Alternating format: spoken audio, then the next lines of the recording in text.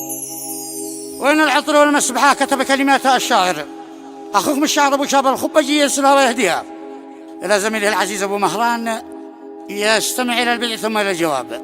هندسة وإخراج وإشراف المهندس هشام محمد عمصر القوماني.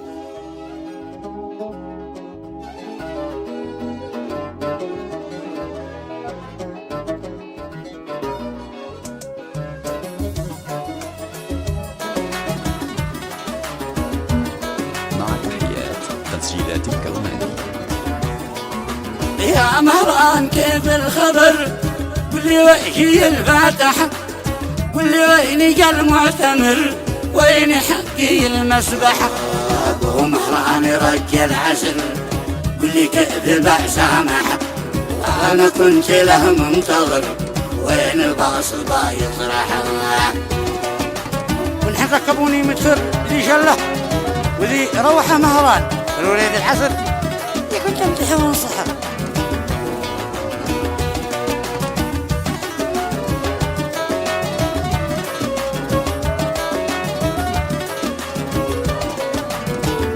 ايوه انا كنت له منتظر، وين البعص يطرح، وين حين ركبوني متر ذي جله وذي روحه. مهران الوليد العسل دي كنت امدحه وانصحه، دي ما فادنا ما يضر، يا كوده وصل مطرح. مسكين لا عند الاسد والنمر، لا عند امك الصالحه، اذا الحين قل لابوك يعتصر بالمفتوح باصالحه. اذا الحين قل لابوك يعتصر بالمفتوح باصالحه يلحقني، جانا وقت واخر عمر فوق البير يا قادحه.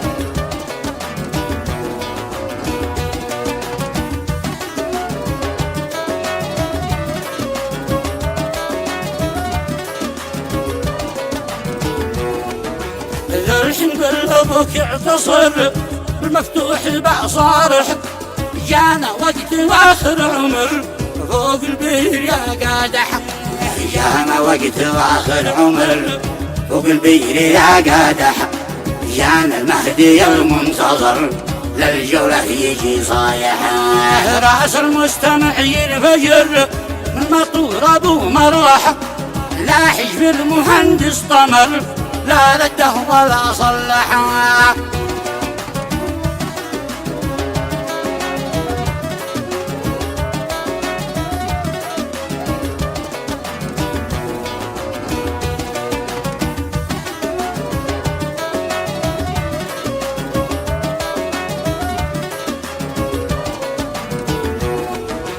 راس المستمع ينفجر من مطور ابو مروحه، لا حجب المهندس طمر، لا رده ولا صلحه.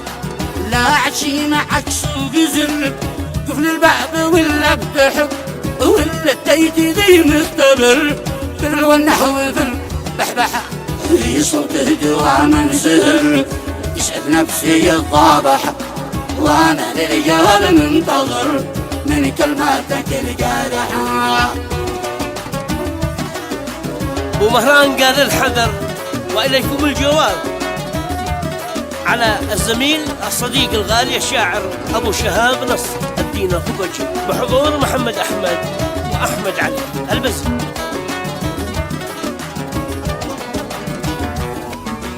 حي الشاعر المعتبر وذا الشمخ الناطحة، حي أبو شهاب الأقر ما نكتب في الصفحة، صوته ظهر واشتهر في شلة الكاسعة، يلوم وما الذكر يوم محجب صارحة، ليته بالحروف اعتبر في عطره وبالمسبحة. أبو مهران قال الحذر والمرسول لا روحه.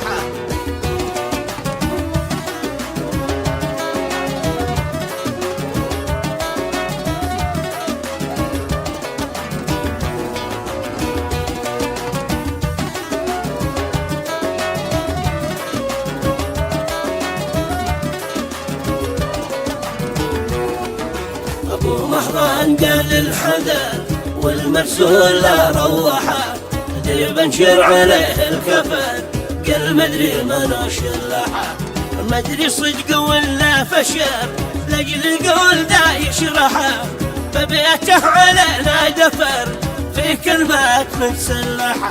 أما في الأسد والنمر عد نفسي ترى طامحة ما انتهى عديم البصر نارك واقد الشوحة. أيوة.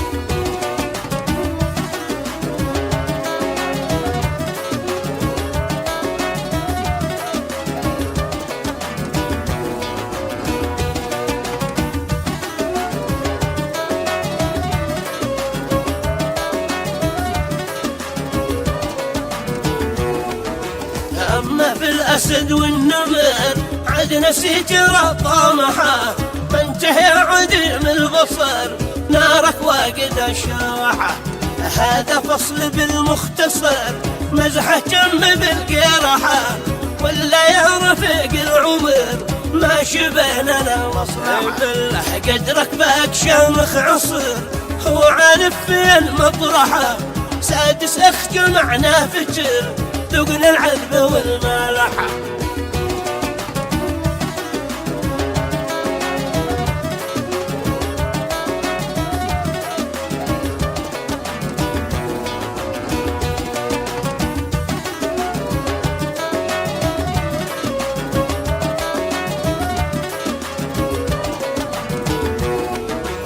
أما الفصل ذي قد ذكر كبدي منهكة طافحة لا عصوت لا عصفور لا عطعم لا.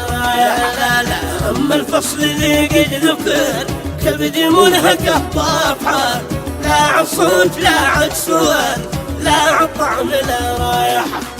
منهجت هجوسه شعر عبر انغامه الجارحة العقل والتعب واعتبر خلى دمعته سارحة. يا حكم القضاء والقدر ما المكتوب في الصافحة بكيت حنين الوتر من نبراته النافعة.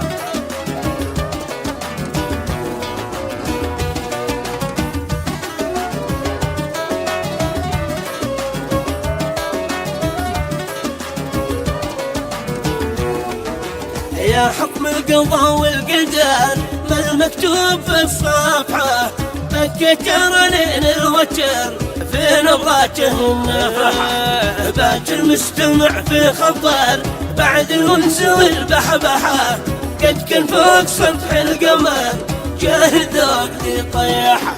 صلينا ختام الخبر ما يقرأ في الفاتحة عن المختار سيد البشر ما البارق لا معليحة ما البارق لا معليحة.